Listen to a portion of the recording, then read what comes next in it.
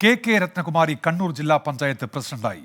16 വോട്ടാണ് കെ രത്നകുമാരിക്ക് ലഭിച്ചത്. എതിർ സ്ഥാനാർത്ഥി ജൂബിലി ചാക്കോയ്ക്ക് 7 വോട്ടും ലഭിച്ചു. പി ദിവ്യ വോട്ട് ചെയ്യാൻ എത്തിയില്ല. വിവരങ്ങളുമായി സജോ ദേവസി ഇപ്പോൾ ചേരുന്നുണ്ട്. സജോ, വിശദാംശങ്ങൾ.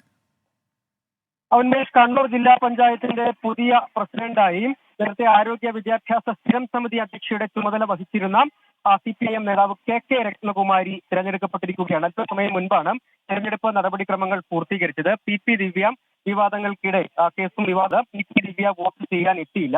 16 വോട്ടുകൾ കെ രത്നകുമാരിക്ക് ലഭിച്ചു. UDF സ്ഥാനാർത്ഥിയെ മത്സരിപ്പിച്ചിരുന്നു. ജൂബിലി ചാക്കോയാണ്, പേരാവൂർ ഡിവിഷനിൽ നിന്നുള്ള അംഗം ജൂബിലി ചാക്കോയാണ് UDF സ്ഥാനാർത്ഥിയായി മത്സരിച്ചത്.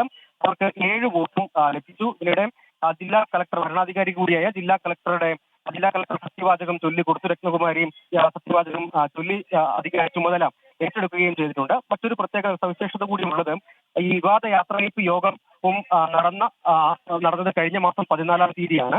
കൃത്യം ഒരു മാസം ഈ വിവാദ യാത്രയയപ്പ് യോഗങ്ങളാണ് ഈ ദൗർഭാഗ്യകരമായ സംഭവം അടക്കം പിന്നീടുണ്ടായ വിവാദങ്ങളിലേക്കെല്ലാം നയിച്ചത്.